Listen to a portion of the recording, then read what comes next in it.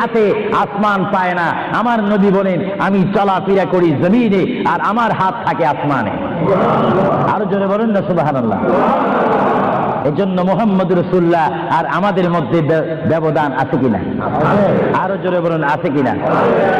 আল্লাহর প্যারা নবী মুহাম্মদ রাসূলুল্লাহ রূহ মুবারক নেওয়া হলো। বুঝেন, যদি নবীও চলে যেতে হয় সেখানে তো আপনার থাকার কোনো ব্যবস্থা নেই। চিন্তা করেন, আপনার ঘরটা কত লক্ষ টাকার, আপনার অবস্থান কত কোটিপতি শিল্পপতি, সব মিথ্যা, সব বানর আমার আপনার পর হবে, কিচ্ছু সঙ্গে যাবে না। একমাত্র রাসূলুল্লাহর সুন্নাত, আল্লাহর হুকুম, রাসূলুল্লাহর আদর্শ আমার আপনার কবর ও হাসরের নাজাতের ফয়সালা হবে। চিৎকার দিয়ে বলেন সুবহানাল্লাহ। আমরা কি আখিরাতে আযাব চাই না নাজাত চাই? আরো জোরে বলেন, আযাব চান না নাজাত চান? আমরা কি অশান্তি চাই না শান্তি চাই?